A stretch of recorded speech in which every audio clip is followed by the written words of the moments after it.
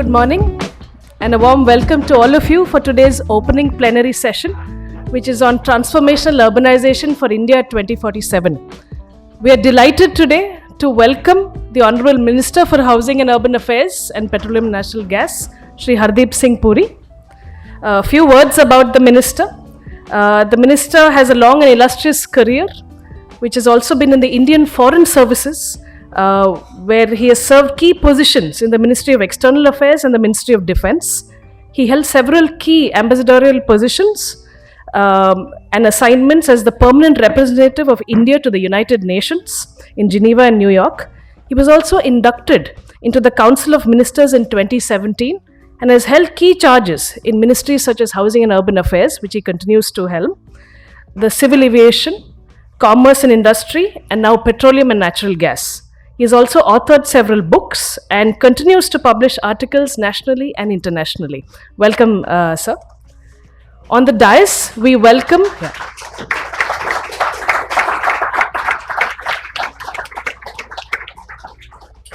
On the dais, we also welcome Shri Jamshed Godrej, who is the chairman of the board of Godrej and Boyce, as well as the chairman of WRI-India. Welcome, sir.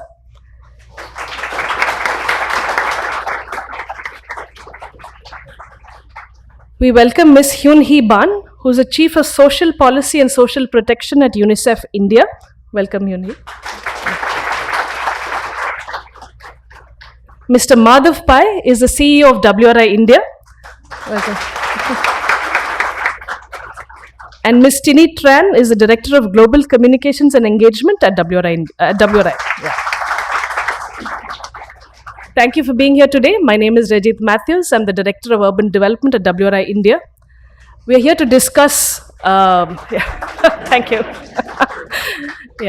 We'll be talking about transformational urbanization for India 2047. 100 years of Indian independence is a key milestone to think about the roadmap of how we urbanize until that year.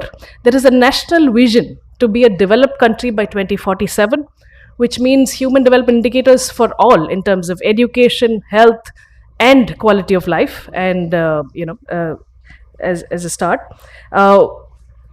In this decade, as we know, the number of buildings that's going to stand in 2047 hasn't even been built today. That is the opportunity, and this is also that decade that will decide the transformation of our country. It's a decisive decade. And to discuss this, to start with, I'll request Shri Jamshed Godrej to come and make the opening remarks for us. Thank you so much. A hearty welcome to Shri Hardeep Singh Puri. It's always wonderful to have you with us, sir, and we look forward to your address. I just wanted to say a couple of words on urbanization. I think, we recognize that India is going to urbanize very rapidly, which means that the challenges are many and multifold. And I just hope that we can do it in as sustainable a way as possible, and as and take into account energy transition, look at public transport more as a public good because of all the externalities that come with public transport. Look at the way planning is done. I think we recognize very often, especially when there's heavy rains, that often housing, buildings, etc. are built on floodplains. I mean, these are the type of challenges that are there before us. And there's no doubt that these challenges will multiply and get more serious as the climate changes and things get hotter. One of the big drivers of energy consumption is cooling. And the way that the planet is getting warm, I think we're going to see enormous amount of demand for air conditioning and other interventions on keeping people cool. I saw that even Italy had close to 60-degree temperatures, which is, for me, I think that's pretty unheard of. on a Mediterranean climate. So, I mean, things are obviously going to be in deep flux. As the scientists keep telling us, once we cross 1.5 degrees increase in global temperatures, we can expect various types of catastrophic change. So we're getting very close to that, and I think the worry is not just that we will cross 1.5, but can we do enough to roll it back below 1.5, which means that there's a huge opportunity for renewables, for buildings, etc. I've been involved in the green building movement in India since the beginning, 20 years now, and we've made huge strides. India actually has the second largest stock of rated green buildings in the world after the US. And the real challenge after this is going to be net zero buildings. How do we convert green buildings into net zero buildings, and how do we just encourage everyone, developers, etc., to think of only building net zero buildings in future? So there's a massive opportunity. I think the government has been a huge supporter of green buildings in India. Our Prime Minister, Honorable Prime Minister, actually has himself inaugurated metro stations around India, where the metro stations are IGBC green rated buildings. So I think even in Delhi here, the Central Vista, the redevelopment of that are going to be rated green buildings. So I can only request the Minister to please deepen that sort of relationship the government has with others on just encouraging every government building to be a rated green building. I think that will go a long way as an example to everyone else. And of course, I'm not going to talk of solutions. I talked a little bit about it yesterday, so you'll have to hear the same thing over otherwise. But I think that there's a huge opportunity for planning and working together for WRI and the government. And I can only encourage and hope that we can do more of that. Thank you. Thank you, Mr. Godrej. We request remarks by Hyun Hee. Thank you, Shri Hardeep Puri, Honorable Minister of Housing and Urban Affairs, Shri Jamshi Gojret, the WRI-India Chairman, Board of the Chairman, Mr. Madapai, CEO, WRI, Ms. Tini Tran, Director of Global Communications and Engagement in WRI, and Ms. Vijit. Yesterday it was very heartening to be part of the consultation convened by WRI with urban experts, academia, UN, civil society. And I just wanted to share a few insights that some of you may already heard of as well. But I wanted to just put it in context why this consultation is so critical at this juncture. I believe that these inputs into the national urban policy should have a huge focus on human development and environmental sustainability. And it's rightly put at the forefront of some of the consultations that we had today. As UNICEF, we're very pleased to be invited, and I'm very proud because you have people at the title of this event, and I think this is why UNICEF was invited. We have been in India for 74 years. We have been supporting government large-scale program, including the Swachh Bharat mission, rural urban, as well as the National Urban Livelihood Mission that we're trying to support, as well as the Nurturing Neighborhood Challenges under the Ministry of Housing and Affairs. We saw the huge potential and catalytic change that communities and people can make. And these programs have really transformed not only families, but their children's and the whole society and the communities around. And just 2 weeks ago, we had a side event at the U20 in Gujarat. And it was for the first time we had a side event at the G20 that talked about mainstreaming women, youth, and children in the urban planning and governance process. So I think this legacy that started in the India under the India G20 presidency, I hope it continues to carry on in Brazil and South Africa and the other G20s, because I think India could provide that model where indeed people are put at the heart and center of our urban governing process. And it had very, very critical recommendations that I'd like to share. Yesterday, we talked about the huge potential that India has. You have 460 million children under the age of 18. And by 2030, you will have in urban settings and cities, over 60% of those living in those cities will be under the age of 18. So there's a clear rationale that we need to actually involve them and also invest in them. And we talked about two age groups, the early childhood years, 0 to 6. 90% of the brain development will happen between the ages of 0 to 6. And the adolescent age will also provide a second window of opportunity. We call it the second decade of opportunities.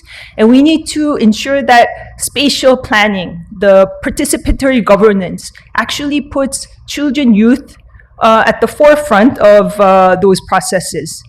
And we have dividend and an opportunity by investing in those early years. So the science is very clear and the evidence is clear. And so there's a clear rationale to involve in. And I do believe that we have cities, we often talk about cities as a hub for economic transformation, innovative transformation. And we talk about three sectors: the digital economy, the green economy, and the care economy. And the children and the adolescent and young people will actually be the engines and the cognitive brain, the cognitive brain power to fuel these hubs in the future of cities. So I wanted to just talk about those points. But at the same time, they have vulnerabilities. So we talked about yesterday the climatic shocks of heat waves, but also flood, the cyclones, and droughts as natural disasters. So any of the city's disaster risk reduction plans, climate change related plans should involve and look at it from the child lens. And let me just summarize by adding a key recommendation on the 4 Ps, policies. The U20 communique that was launched, as I mentioned, mainstreamed women, youth, and children into the urban planning processes. It also talks about the importance of data systems to understand the age-specific vulnerabilities and the needs and aspirations of children of different categories, and linking them to social protection systems, as well as basic services, including health and education. Let's ensure that the U20 declaration be part and parcel of the upcoming urban policy going forward. We also had the opportunity of India leading on the women-led development issues. And I want to talk about the issue of care economy. By investing in care economy infrastructure as part of the spatial planning process, from the human capital agenda, not only looking at health and education, there will be multiplier effects on the economy, but the society. You will improve child development outcomes on health and education. You will have women join the workforce and boosting women's workforce participation. It will also be good for businesses and economies. So I wanted to maybe recommend that we have a clear focus and attention given to the policies of the upcoming national urban policy. Second, programs put a child lens into the municipal planning and budgeting process. Also hear the voices of children by ensuring that children, youth, and women are part and parcel of the planning, municipal planning and budgeting process, and make it a statutory provision, and ensure that the two, as I mentioned, the early years and the adolescent age groups are considered for. Programs that involved adolescent and youth skilling to ensure that they are part of their transition into the green as well as a digital as well as care economy. I think those two points I would like to ensure that I would like to recommend is part of the programming process. And then last but not least, partnership. So yesterday we talked about the importance of public-private partnership, but people-centric approaches. So I think, let me just conclude. So ensure that children, youth, and women are mainstream into the policies, programs, as well as we have strong partnerships that are broad-based, and people are heart and center of all of our initiatives going forward. So thank you so much, and I look forward to productive deliberations going forward. Thank you. Thank you, Yuni. We invite Tini. Good morning, everyone. I'm Tini Tran. I'm the Director for Global Communications and Engagement at WRI Ross Center for Sustainable Cities, which is our cities program at WRI. I'm really excited to be able to talk with you today about urban transformation. I wanted to share with you a little bit about the initiative that we have that focuses on urban innovation. Here at WRI, we work in about 100 cities around the world, but we really know that urban innovation is happening in many, many more places than that. So we created the WRI Ross Center Prize for Cities to identify global leaders that are creating better cities, cities that are inclusive, resilient, and thriving. This is a global competition that looks to spotlight urban innovation that's happening in places big and small around the world. We want to be able to share their stories of impact and inspire other urban change makers. At the prize, we have been looking for projects and initiatives that demonstrate that durable, lasting urban transformation is possible. These are projects that apply big ideas to critical, long-standing urban issues. They have to demonstrate life-changing impact, lasting impact on people's lives, on their livelihoods, on their communities. And lastly, we want to be able to see that they have had impact outside, above and beyond their institutions, beyond their cities, into other places, to have had the sort of inspiration that brings others along. We began our inaugural cycle back in 2018, 2019. And since then, we have had 3 cycles altogether for a total of 700 plus submissions from around the world, representing 328 cities from 90 countries.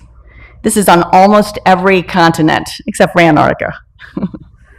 Through this initiative, we are identifying the community of change makers that exists worldwide, and we are learning from them. Our most recent cycle explored the theme of thriving together during turbulent times. We wanted to understand what makes for leadership during crisis. All 5 of the finalists that we had this last cycle really seized the opportunity to take bold action during crisis. I'm sure you've all heard, a crisis should be viewed as an opportunity. They really thought about how to use the existing resources that they had, adapt that to serve the new needs that came along. They were able to build collaborative relationships inside and outside government to make change possible. And finally, they all prioritized vulnerable populations because we need and we must aim for a more equitable world. The grand prize winners that we've had over the last 3 cycles have all come from very different sectors and are quite different in scale and size. Our very first winner came out of Tanzania, focusing on road safety in Africa for children. This project was a small one, but it really focused on making the journey to school safer for children in a way that was very tangible.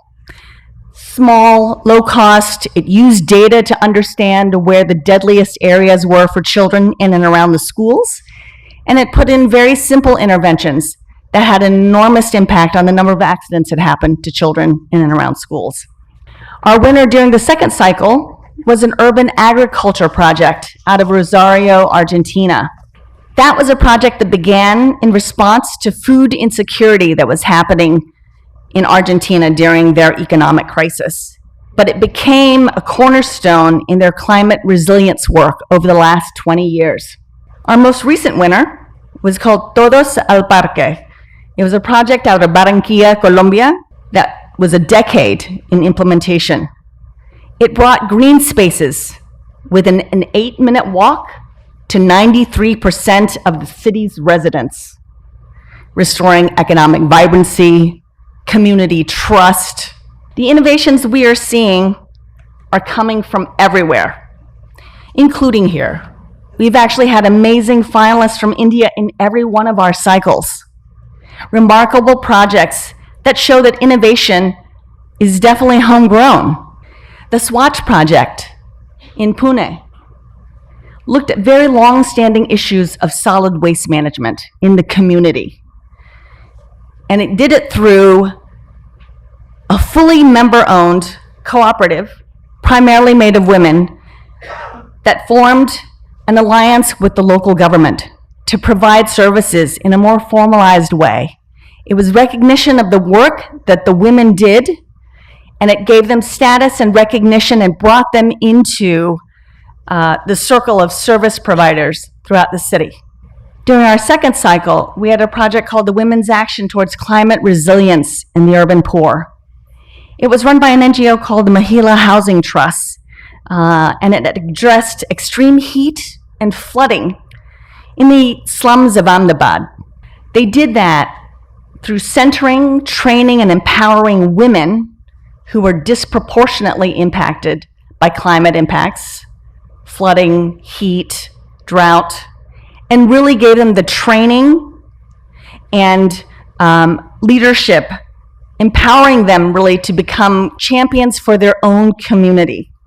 And finally, in this last cycle, the Urban Wage Employment Initiative, also known as Mukta, in Odisha State, was honored as a finalist because it addressed the pandemic and lockdown in India, which was the largest in the world at the time.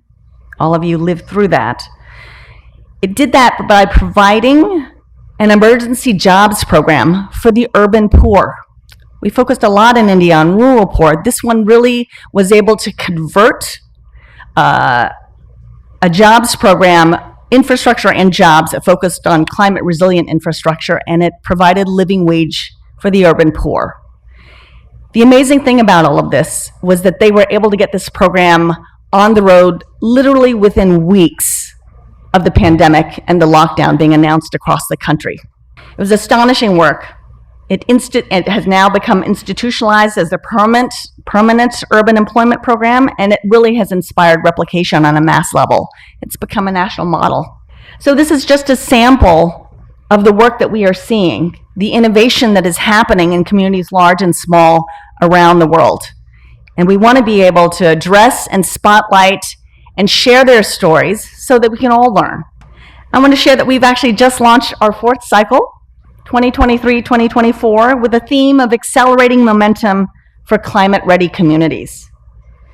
Our window to limit global warming to 1.5 degrees Celsius is closing quickly. We are looking for initiatives and projects that can address the magnitude of these challenges caused by our changing climate by increasing the scale, the speed, or the scope of action to create inclusive, climate-ready cities. We can do that. Just wanted to highlight that the grand prize winner wins $250,000, and the 4 finalists each get $25,000 each. I wanted to share with you that we consider all sectors, and that governments, local, state, federal, NGOs, businesses, universities, and partnerships, public-private, of all kinds are eligible. So please help us spread the word about the prize for cities. And I hope that you will help us locate the winner of the next grand prize for cities. Thank you.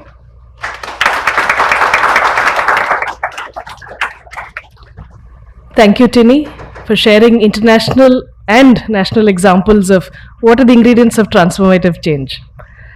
We now request Shri Hardeep Singh Puri, Minister of Urban Development and Petroleum and Natural Gas, to deliver the keynote address.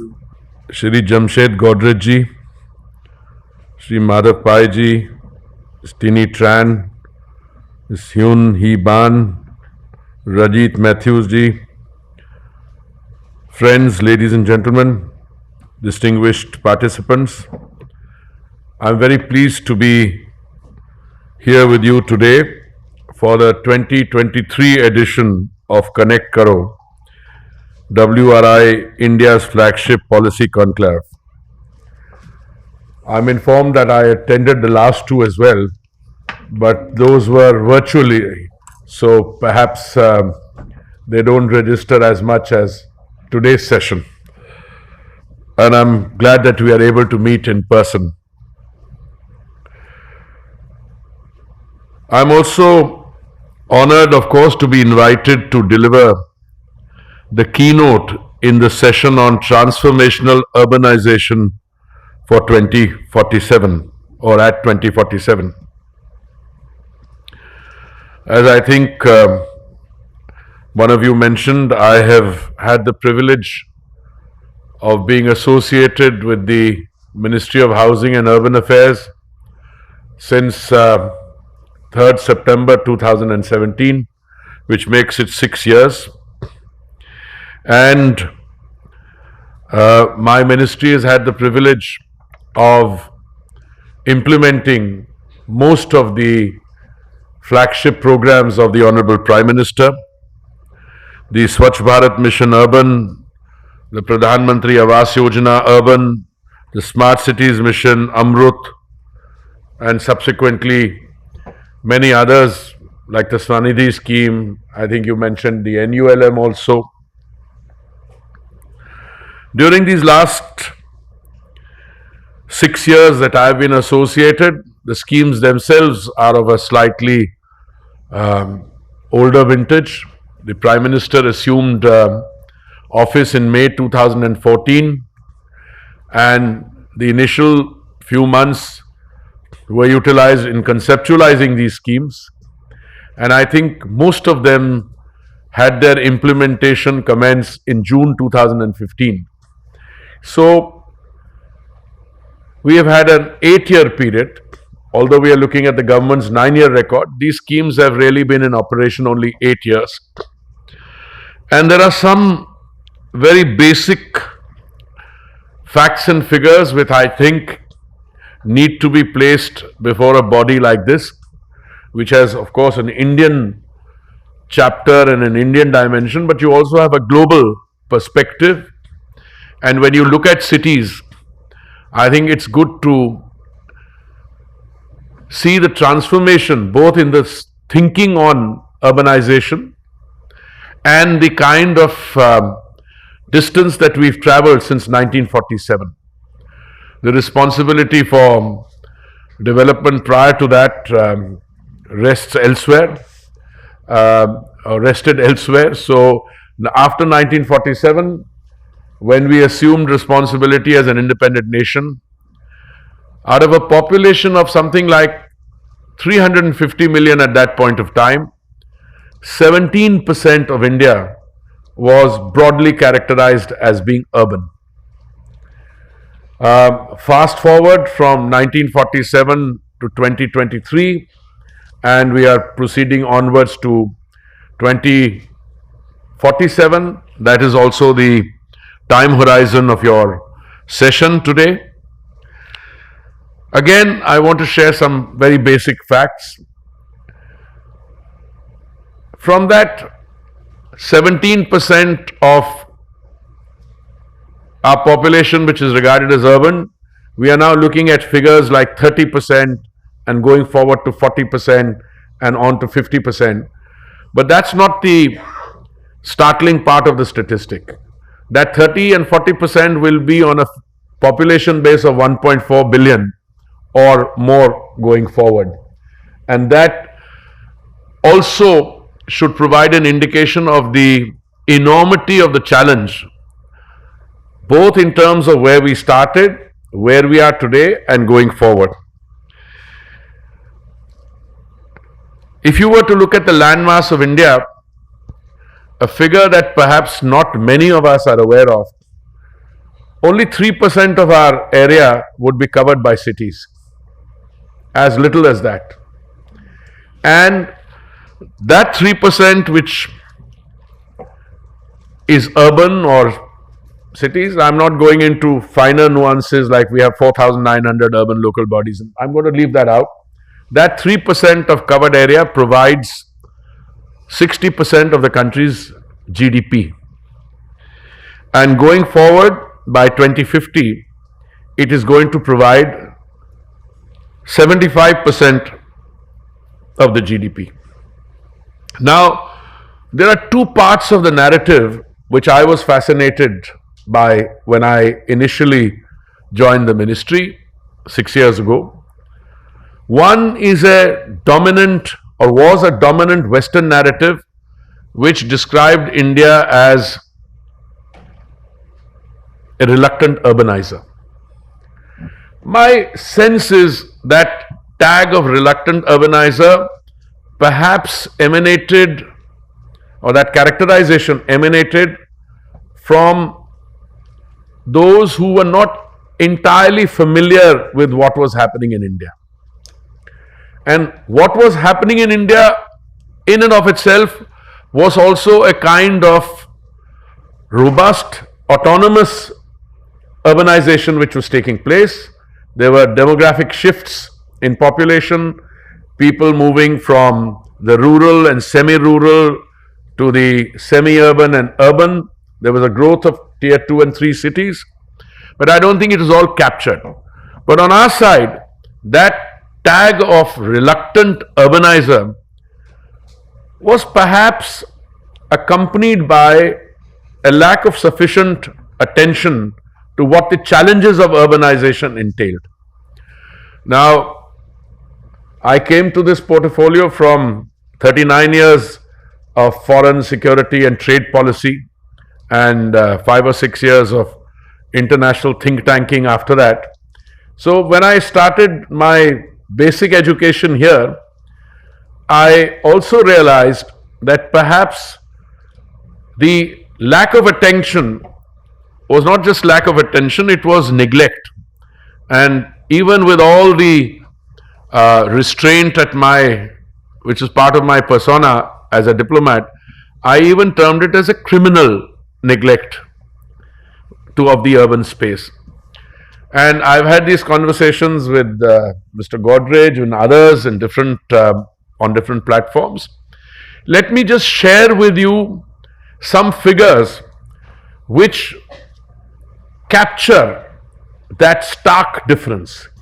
One is in the 10 years prior to Mr. Modi assuming responsibility in May 2014. I'm talking about the years 2004 to 2014. I'm not making a political point, but the hard truth is that the entire expenditure on the urban space, I'm not talking about private sector investment, I'm not talking about what Mr. Godrej and other members of the industrial fraternity do in terms of investing in urban space. I'm talking about the government. The entire cumulative expenditure that all the government schemes individually and then taken together was incurred by the government in 10 years was 1,57,000 crores. That is 10-year period. And my submission to you is that the following period, the 8 years which I have just described, that expenditure has gone up from 1,57,000 crores to 18 lakh crores. This is what, 12, 13, 14 times increase in expenditure. Now, there's no point my telling you what happened prior to 2004, because you saw the infrastructures. So where did this new thinking come, and what were the challenges? First and foremost, I think it's time. I did that in a more robust discussion yesterday when somebody drew my attention to climate science and how our cities are faring. And I said, wait a minute, first and foremost, realize that under the Indian Constitution, land is a state subject. So, if a state government or a union territory fails in discharging its constitutional responsibility on those things, it's a very serious matter. And you can't move away from that discharge of that responsibility by either obfuscation or passing the blame around, as some people do. There's a hard reality there.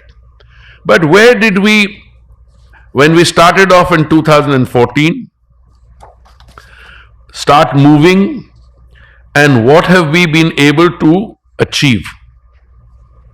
And I think when you talk about transformational urbanization 2047, what is the 2047 significance?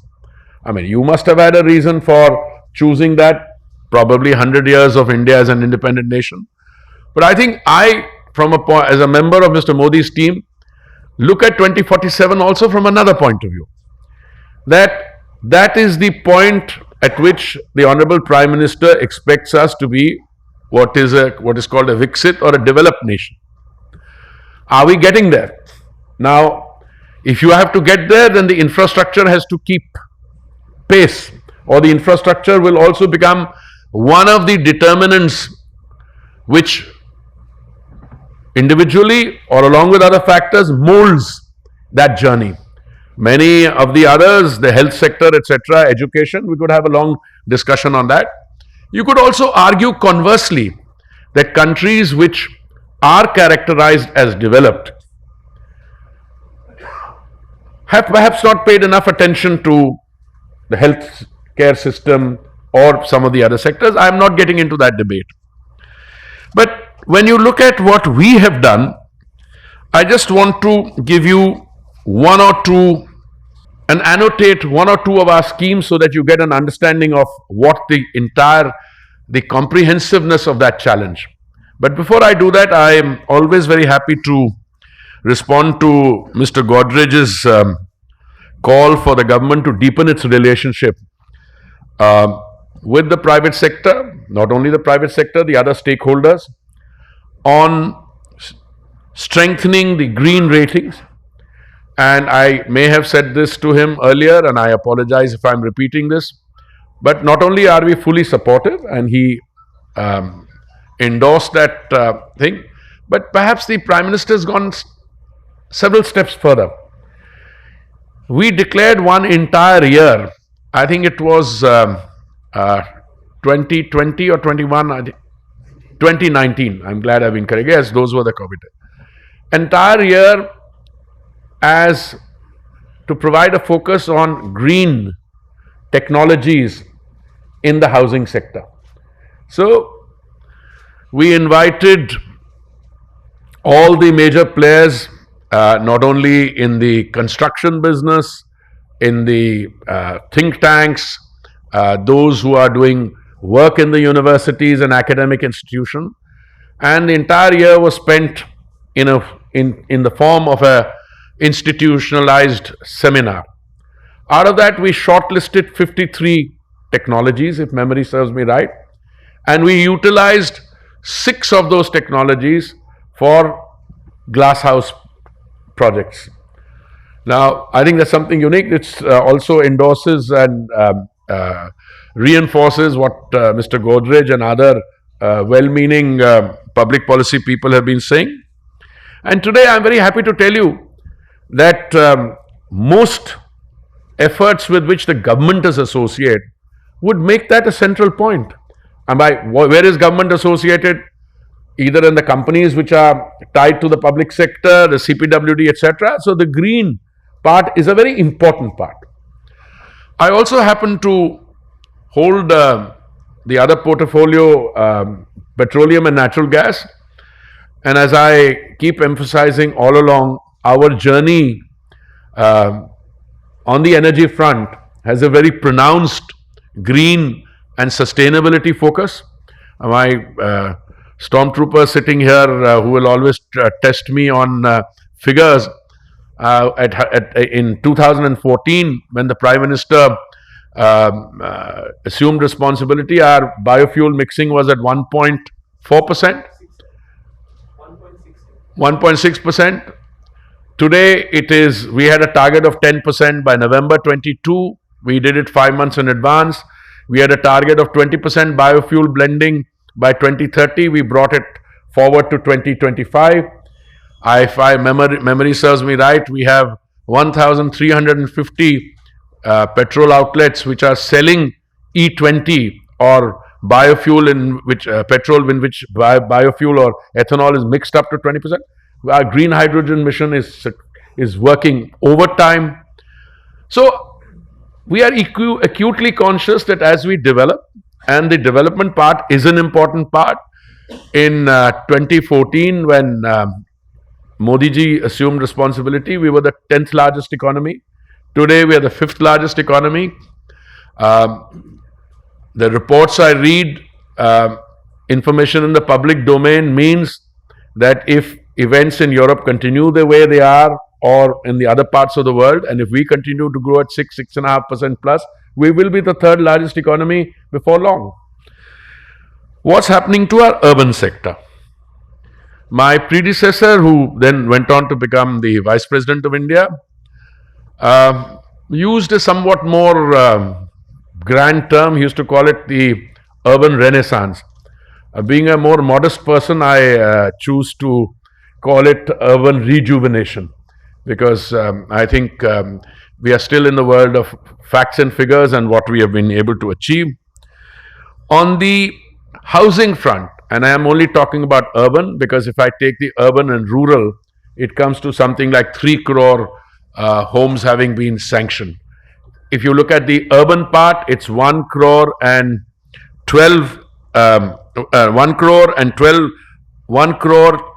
lakhs have been grounded, 1 crore 19 lakhs sanctioned, and 75 lakhs have already been delivered to beneficiaries. If you look at the Swachh Bharat mission or the sanitation, I don't want to spend more time, but I'll just give you one statistic which should capture it. In 2014, only 17% of the waste that was produced in the urban space was processed, reprocessed scientifically. Today, that 17% figure has gone up to 76%. And I am very confident, and I say this with my friends from the Fourth Estate sitting here, we will accomplish 100% before long, because the investment in the pipeline, the STPs, and all the other action point in the direction of moving towards 100%. And for a country that produces as much garbage as we do, that's saying a lot. Which does not, of course, take away the responsibility of state governments, which have to do the cleaning of drains and dredging and all those. I'm not getting into that debate for the moment. We also started an Amrut scheme, which essentially entailed selecting 500 cities with a population of 1 lakh or 100,000, and those 500 cities were so selected to provide basic water tap connections, to provide stormwater drainage, and a number of other facilities. We were able to provide more than 1.4 crore water tap connections and more than 1.08 crore sewer connection. This also initiated a wide-ranging set of municipal reforms such as GIS-based master planning, online building permission systems, municipal bonds, and so on. Anyone who's anyone, whether they criticize the government or neutral or on our side, cannot fail to see the transformation taking place. You and I can argue that left to ourselves, if we were in a less challenging environment, there are certain things we might have been able to do better. Let me come to some basic statistics. The Amrut scheme covered essentially 66% of our urban space. Clearly, when we were approaching the 2019 elections, one of the questions most often thrown at me was, when is the follow-up scheme coming? And equally, the Swachh Bharat mission, it had some very important objectives. The Prime Minister, speaking from the ramparts of the Red Fort on 15th August 2014, said that it was his dream that by the time India celebrates the 150th anniversary, birth anniversary of the Mahatma, India should be open defecation free. A lot of my friends who broadly are characterized on the liberal side, he said, why is the Prime Minister making this thing? So I said, I don't know what you think. I think this is the most important announcement I've ever heard from the Red Fort, because the sanitation, open defecation free objective is the fulcrum of all the other urban schemes. And I'm very happy to inform you that the scheme or the objectives were met. The objectives being met through the production or construction of a large number of individual household toilets or public toilets. That's the easier part. You can get people around. And that bulk of the country, apart from one state which came on board later, there were some problems there, also became open defecation free. And that open defecation free tag comes not through self-certification but through third-party verification, and periodically you can lose it if you're not careful. So I had a former finance minister who likes to take a pot shot at us, and I welcome those. Once he said, look, how's this Swachh Bharat?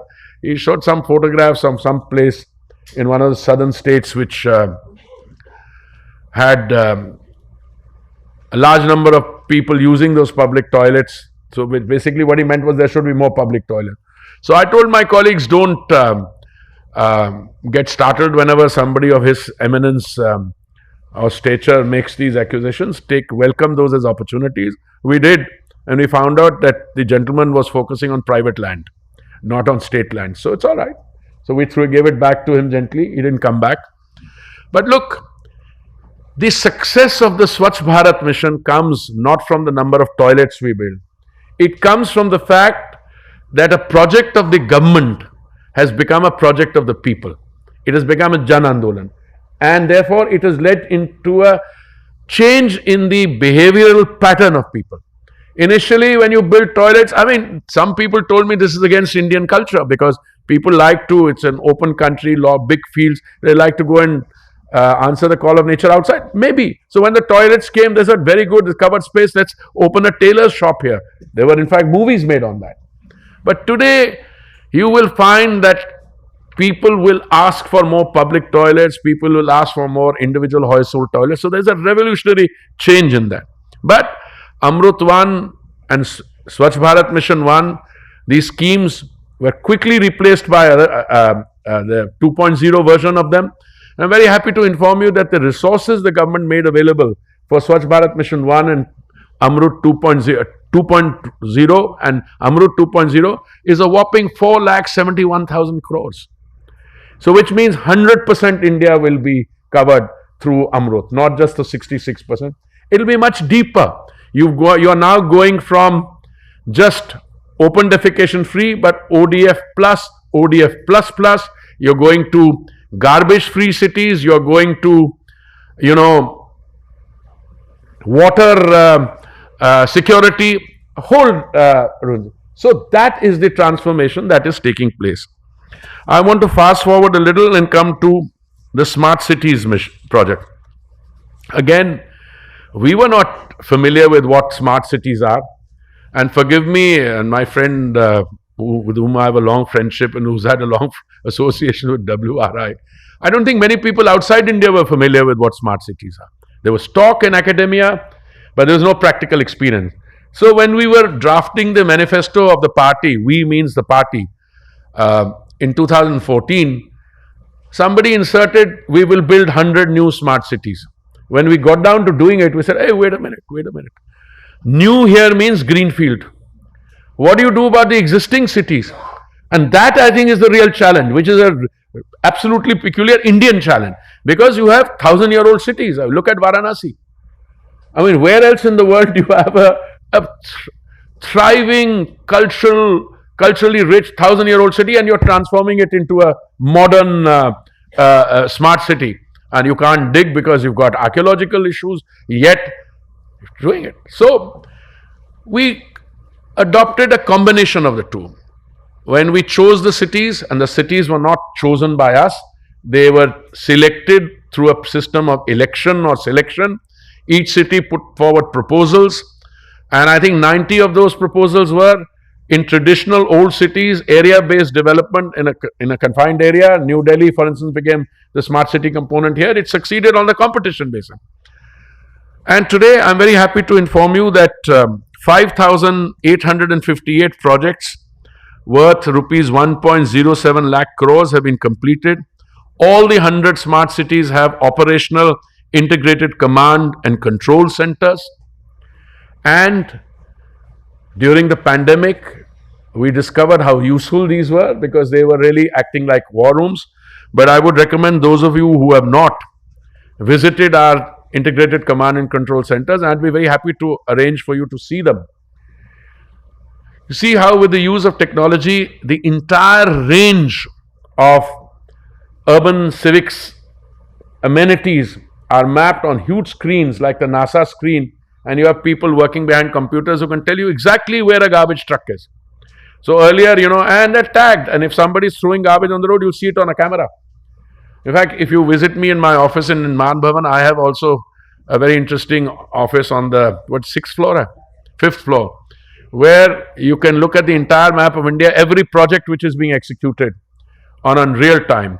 So when the Honorable Prime Minister was, he gets periodically, he wants to be briefed. So when he was undertaking a briefing of one of the glasshouse projects, if I remember correctly, lighthouse projects, and we showed photographs. He said, no, he wants to do it on real time.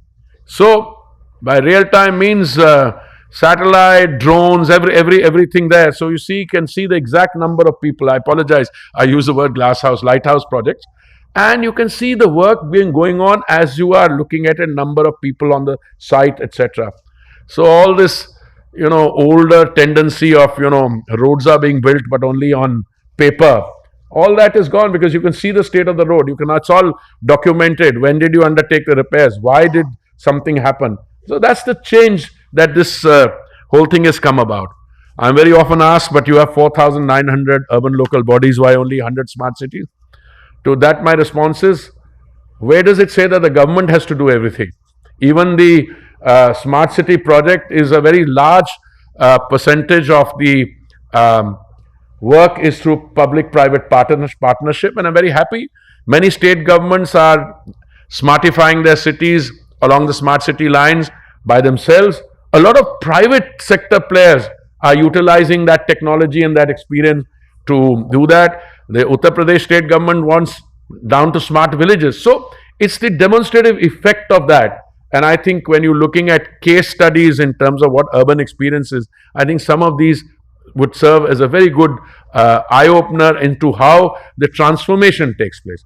If you go to a place like New Raipur, which is a greenfield smart city, it's all, sci-fi and everything, because you've done it from new. But if you look at the old traditional cities, which have had thousands of years of living and civilization there. I know I have nearing my time limit, but I just want to conclude with urban transport, if I may, and make one or two other points to conclude.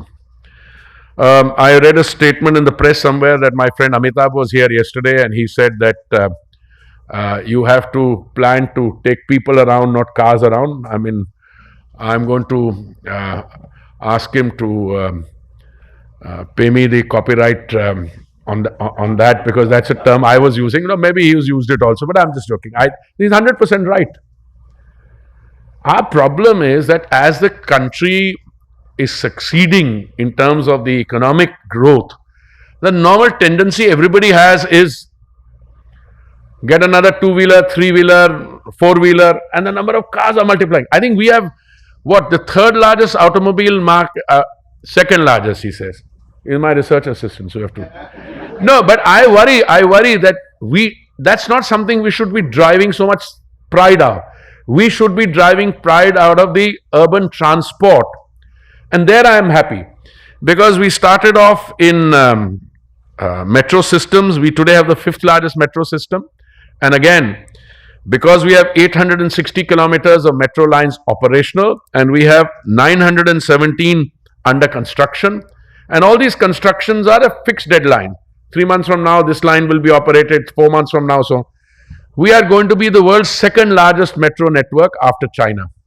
Because with 860 there and 917 under construction, we will be bigger than the metro system in the US. And the US, which I'm very familiar, I don't think they are going to build more metros, at least not that I am aware of. Now, we need to do more there. Urban transport, for the kind of population we have, the number of urban buses we should have, and we are working on that very seriously, should be many more. And every citizen, I believe, every consumer, every citizen should have the right to choose. And this is where last mile connectivity becomes very important, that he steps out of his house and almost straight into public transport, into a metro system, and can commute to work or wherever he or she is going and back. I was very happy to see one of the award winners in the listing you had, whereas 93% of the people had access to a park. I think it was Colombia, was it? Yeah. I mean, that is the kind of thing that we must do in terms of transport also. Because then you will be able to move people around. Otherwise, what's happening is because people are getting relatively, more purchasing power, more money to spend, and then there's always delight that you have. We haven't reached the clog points in terms of urban traffic that other cities I've lived in my life as a foreign service officer, but we will get there. You will get to those points where there'll be total jams.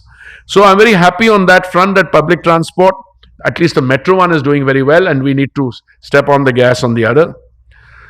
Now, climate change, all that I can say is that those of us who were climate skeptics, and when I used to live in the US and a particular president, I of course anticipated, I wrote a book that he's going to win, but he was a complete climate skeptic. I think we should be a little careful now. Today, the weather patterns, today it's not the ability of the cities to this thing, but Jamshed, if you get rains which are the highest in 50 years, or you get these kinds of climatic distortion, I think we might have to go back to the drawing board for fundamentals. And I think enough was said about 1.5 degrees. So I'm not going to get into that debate, but I think these are not just challenges. These are, if you may permit me to say that, existential challenges, and we've got to grab. Finally, I want to conclude that we must marry normative and rules-based planning frameworks with flexible and market-oriented development facilitation. For this, it is important to understand the economic geography behind the growth of our cities, and it is pleasing, therefore, that I will be releasing an informative new report by WRI on the subject. I've not had a chance to go through the full report, but I have glanced at the key findings and recommendations, and I find that it is encouraging to see such detailed economic and spatial analysis being undertaken on the economic density and differentiation within a megapolis such as Delhi. So I congratulate the WRI-India on this report and look forward to the increased research and policy insights it may lead to. I could go on preparing greater urban resilience, etc. But I would make some parts of my statement available. Now, I also had the privilege recently of addressing the Urban 20, and I think some of the recommendations that the Urban 20 have made, and I think the mayors and city leaders of all those who have endorsed the U20 declaration need to be complimented on that. So may I just conclude and thank you very much for bearing with me, and I'm very happy to be part of this discussion. Thank you very much.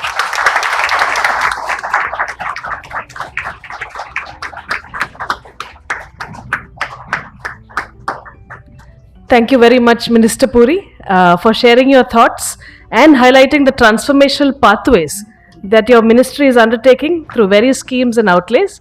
I request Madhav to come here and... So just 2 more minutes, we'll just release the 2 publications. So Minister has already spoken of the first publication. this paper basically presents a framework for assessment of the economic development potential of a city region. It brings the economic geography approach to urban development. So I think it also helps better align all the infrastructure investments that were being spoken of to economic planning and allows more targeted sort of investments and strategic projects to be able to drive the urban transformation. So I'd request all the authors also to come and we'll release this paper.